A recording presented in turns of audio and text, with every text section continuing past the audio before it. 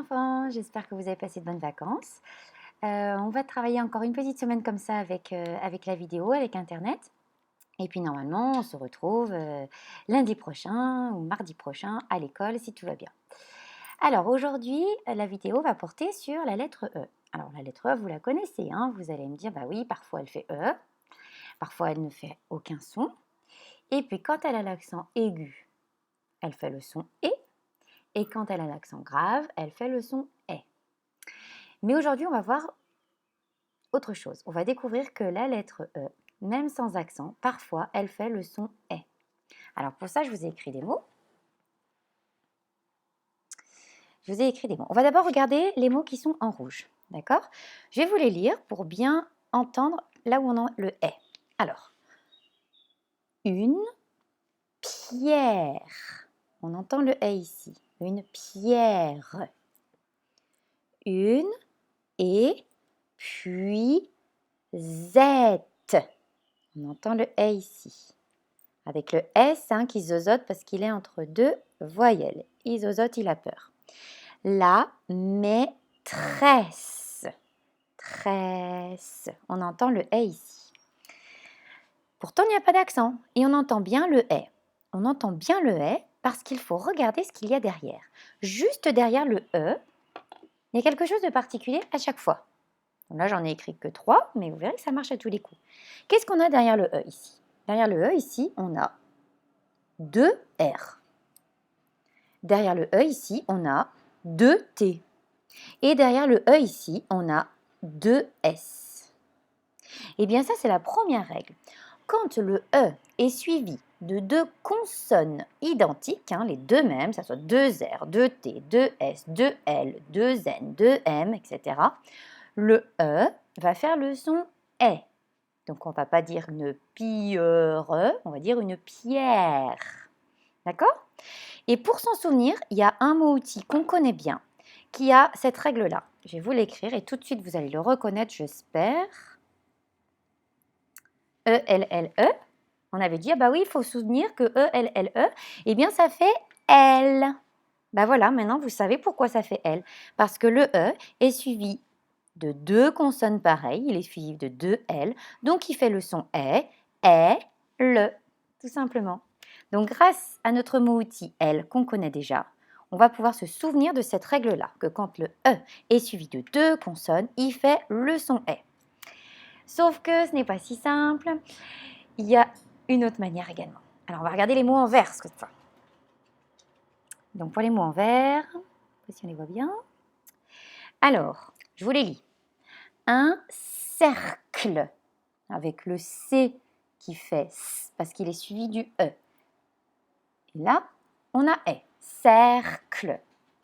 Des escaliers. J'ai entendu le E ici. Une perle. J'entends le E ici encore. Une veste. J'entends le E ici encore. Alors pourquoi cette fois? Pourquoi le E il fait E ici? Il n'y a toujours pas d'accent.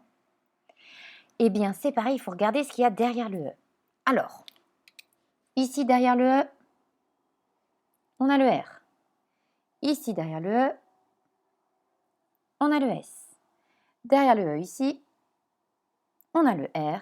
Derrière le E ici, on a le S. Donc on a à chaque fois soit le R, soit le S. Et ça va marcher à tous les coups. Quand vous aurez le E suivi du R ou du S, eh bien, il va faire le son E.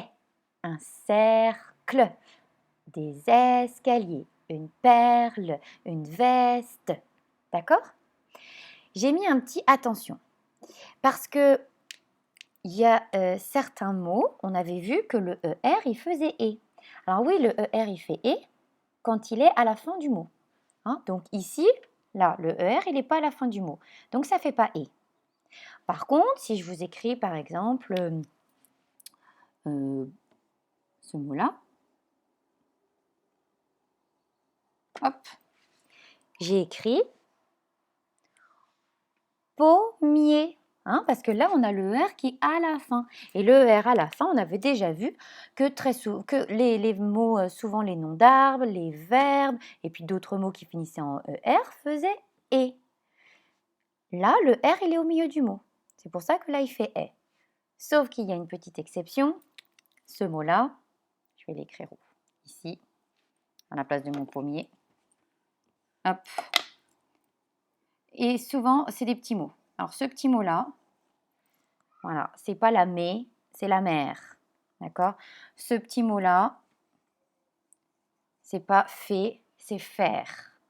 D'accord? Donc, il y en a très peu, hein, des mots qui se terminent en ER et qui font R.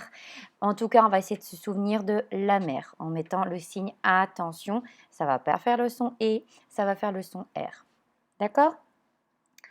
Voici les deux choses qu'il va falloir retenir aujourd'hui. D'accord? On se souvient? Le E suivi de deux consonnes pareilles va faire le son E. Le E suivi du R ou du S va faire le son E également, sans accent, on est bien d'accord? Et qu'il ne faut pas confondre le ER à la fin des mots qui fait E, sauf pour la mère, le faire.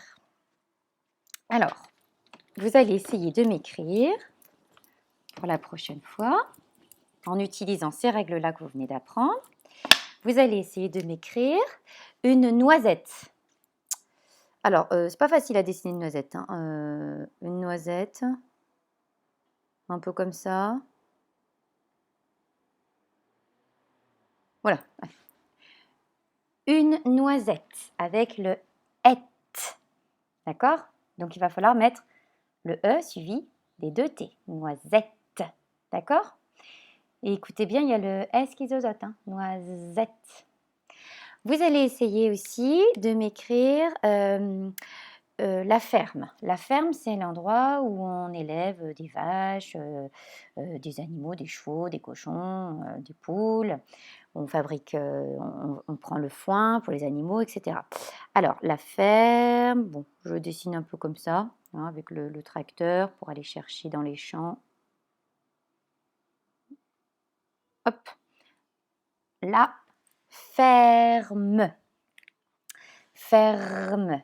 Hein, donc là, ça, on n'entend pas le et, l, s. Hein, là, c'est plutôt le E suivi du R. Ferme. D'accord? Et puis le suivant, on va faire une petite phrase où on va dire par exemple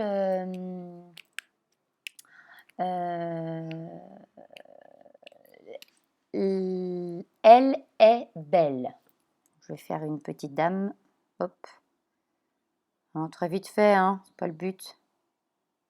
Voilà, hop. Tac, tac, tac, tac. Youps, youps. Et vous allez essayer de m'écrire la petite phrase.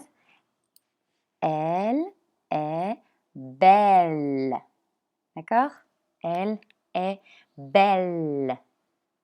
Bon, eh bien, j'espère que vous allez réussir à faire ça. Vous pouvez m'envoyer la petite photo pour que je puisse corriger et valider votre travail. Voilà, bon courage, bon travail. À bientôt.